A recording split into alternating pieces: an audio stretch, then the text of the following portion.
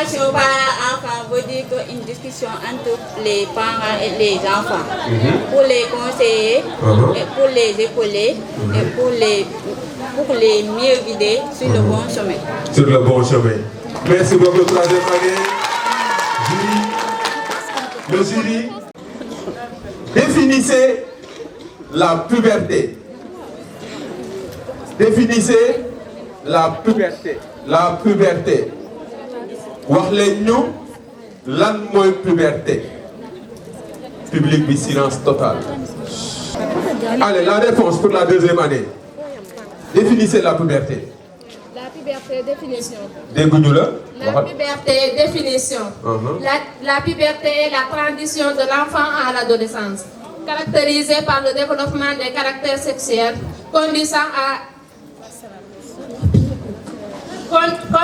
l'accélération des croissances. À l'accélération des croissances. Et par le développement des appareils génitaux. Et par le développement des appareils génitaux. Le jury, on peut passer. Très bien. Aïcha, nous doxal. Nous avançons ou nous en arrière? Nous avançons. Aïcha, troisième année. Je souligne que bii amul droit de maanaam ku ko trouvé du jox sa morom. Aïcha, troisième année. Vous répondez par vrai ou faux. Le rôle de la planification familiale. Quel est le rôle de la planification familiale? Maanaam lan mooy njëriñu planification familiale? Pour sore jur bi pour sore jur ah xale yi mën a am wér gu yaram bu normal.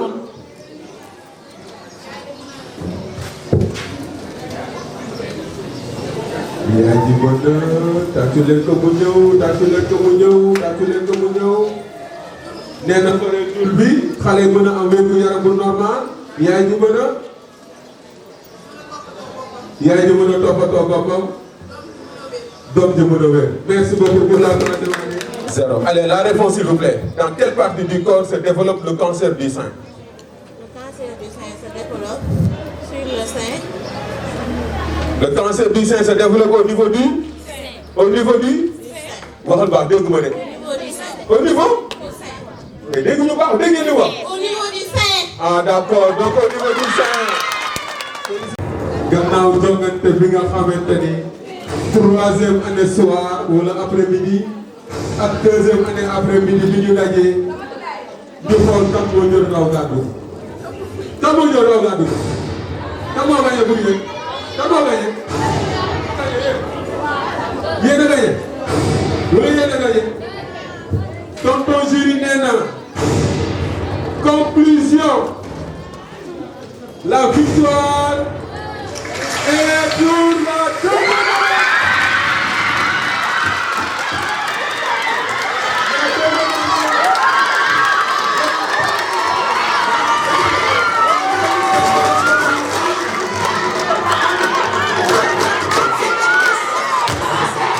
Asalaamaaleykum yéen ñëpp. benn affaire moo may neex mooy su may wax ñu may déglu gan laa waaye gan bu yeewu béy laa mu wax mu leer bu leen bëggoon ma nekk gan la ngeen daa ma léegi ma dem balaa béy bi yeewee d'accord. salaamaaleykum. salaamaaleykum. aha noonu man maa ngi tudd Raoul Narcisse Kabo nekk ak kuréel bu ñuy woowee IMCA Sénégal di liggéey ci wàllu accompagnement des jeunes de manière générale mais sama spécialité c'est plus l'accompagnement des jeunes en difficulté mooy ñi nga xam ne ñoo nekk ci mbedd bi ñoo ñëw lay appartement ak ñi nga xam ne ñoo nekk dans les maisons d'arrêt ak yeneen d'accord. donc bu yàgg laa waroon ñëw maa ngi doog a ñëw tuuti laa fekkee mbir mi neex waaye teewul ñu may woofale ma ne xaaral ma def lu gaaw mais lu ndaw lu mu fi déglu lu mu fi fekkee neex na ma ba jéggi dayoo xam naa ni bopp yi fi nekk ni nekkul ay bopp yu woy loolu mooy lu ñu leen jot a jàngal ba fii jàpp ngeen bu ngeen jàppul lépp jàpp ngeen wàll d'accord. léegi benn laaj rek laay laaj ngeen jox ma feebar yi ngeen xam nga xam ni day jógee ci wàllu sëy yan feebar ngeen ci jàpp sida dégg naa boobu ak ban dégg ma infection jàpp leen ko oui dégg ma hémorroïde dégg ma bu baax IST da ngaa dégg sida dégg naa ko IST mooy c'est les maladies sexuellement transmissibles infection si da nga wax yu bëri nga xam ne ma sida jàpp naa ko est-ce que am na beneen dama ko dama yàqal temps bi dafa ji jàpp leen beneen feebar waaw jàpp leen ko mu nekk cancer du col de l'utérus est-ce que d'accord ngeen ak moom ah n'est-ce pas après nañ ñëw ci yeneen yi donc li leen di wax ni yëpp lu ñu bëgg ci yéen mooy ngeen moytu ko est-ce que d'accord ngeen loolu ngeen moytu ko ndax mu bañ leen dal n'est-ce pas léegi dañuy am man je fais wax leen ñun dañuy moytu di moytu ñun dañuy moytu dund yàggul saay su dikkee da lay gaañ d'accord damay woy benn yoon ngeen déglu mu woy ñaar ngeen déglu ñetti yoon ñëpp ñu jël jëlal ñun dañuy moytu di moytu ñun dañuy moytu dund yàggul saay su dikkee da lay gaañ noppi leen de bii da ngeen déglu mu woy ak ngeen dégluwaat ñetti la ñuy doog a dem ba dem ñun dañuy moytu di moytu ñun dañuy moytu dund yàggul saay su dikkee da lay gaañ leer na léegi ñu ngay ànd wéyandoo wéy leen man ñun dañuy moytu di moytu ñun dañuy moytu dund yàggul saay su dikkee da lay gaañ loolu la ngeen di jàpp yéen ñun dañuy moytu di moytu ñun dañuy moytu dund yàggul saay su dikkee man sida bile musiba la moytu leen ko day lore saay su dikkee da lay gaañ ñun dañuy di moytu ñun dañuy moytu dund yàggul saay su dikkee kon gonocoxie musiba la moytu leen ko day lore saay su dikkee da lay gaañ ñun dañuy di moytu ñun dañuy moytu dund yàggul saay su dikkee kon syphilis bi musiba la moytu leen ko day lore saay su dikkee da lay gaañ ñun dañuy di moytu ñun dañuy moytu dund yàggul saay su dikkee ñun dañuy moytu dund yàggul saay su dikkee da lay dund yàggul saay su dikkee da lay saay su dikkee da lay saay su dikkee da lay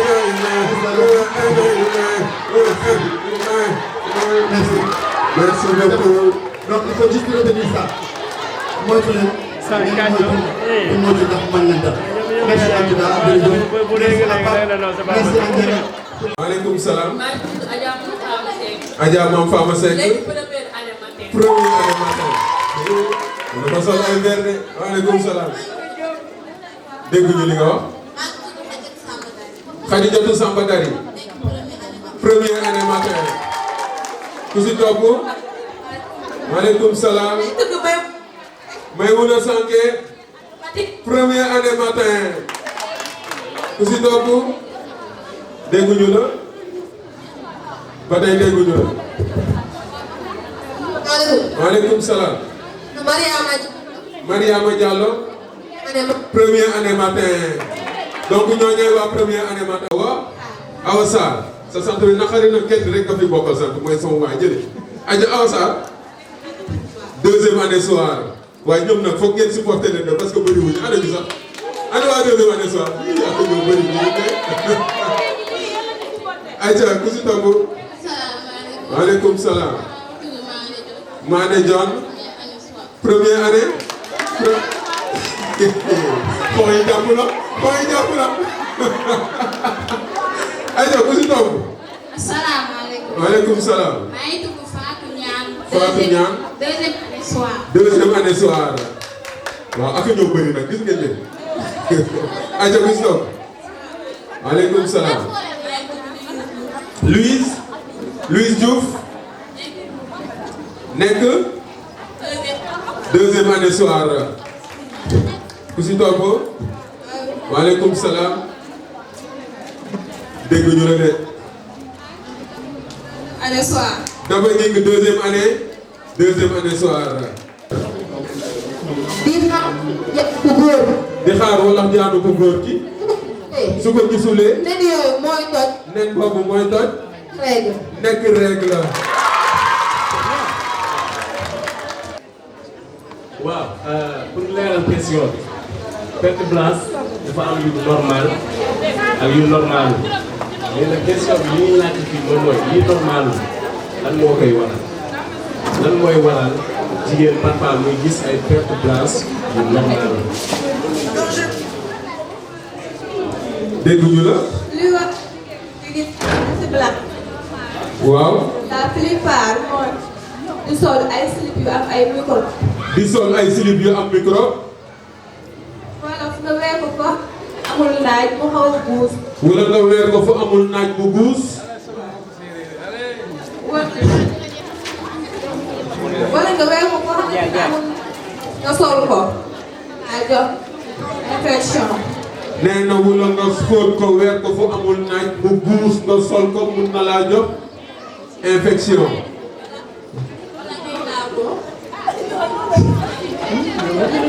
jury bi mi ngi wax fii de. asalaamaaleykum maa ngi tudd Aminata Diouf nekk coordonnatrice département santé nekk coordonnatrice projet bi di Jeunes en SRD filles ados.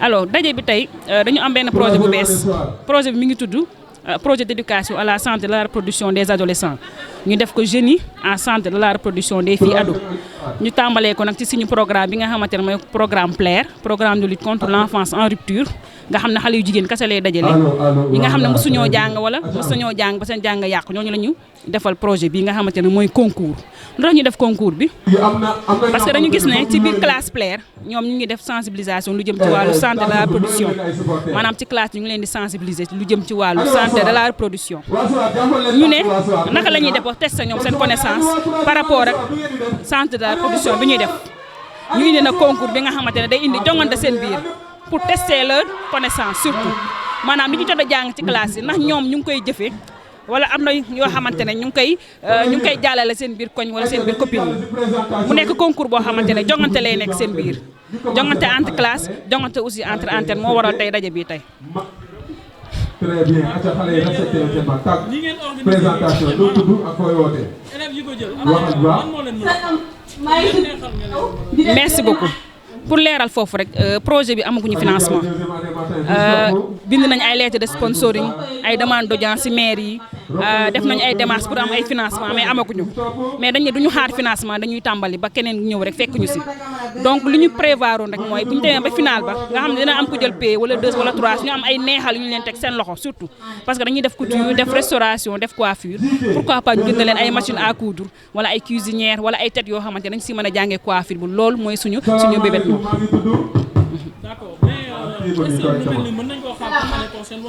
mën nañ ko xaar parce que dañ ne projet boo xamante ne projet d'éducation à la santé de la reproduction des adolescents donc mën nañ ko xaar chaque année pour ci adolescents yi surtout loolu mooy suñu bébét. ñun RABEC la ñuy bokk ñoo nekk département santé bu ONG RABEC. Bonjour, je m'appelle Aminata Diouf, je suis la coordonnatrice du département santé de l'ONG RABEC, coordonnatrice du projet Jeunes en SRD filles ados. Alors, on a créé ce projet juste pour améliorer la santé de la reproduction des filles ados, du PLAIR, surtout c'est le programme de lutte contre l'enfance en rupture, pour qu'elles puissent avoir un changement de comportement positif en matière de santé sexuelle et reproductive.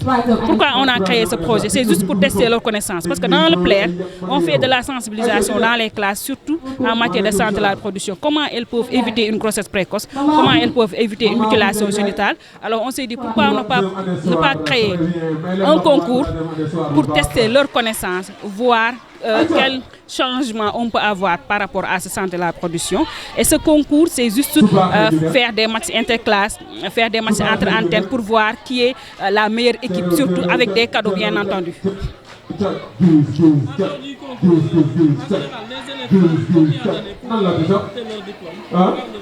Alors, pour le programme PLES, la formation, ça a duré pour 3 ans. Pour avoir une spécialisation, que ce soit en couture, que ce soit en coiffure, que ce soit en restauration. Mais la durée de la formation, c'est pour 3 ans. Alors, je lance un appel à toutes les autorités, que ce soit les autorités locales ou communales, que ce soit le ministère de la Santé et de l'Action sociale, le ministère de l'Éducation, l'État en général. Donc, nous lançons un appel pour un accompagnement financier, surtout un appui financier par rapport à ce projet, parce qu'on n'a pas encore de financement. On a débuté par le peu de moyens qu'on a, mais nous lançons un appel par rapport à ce projet, surtout pour que l'État vienne quand même nous appuyer.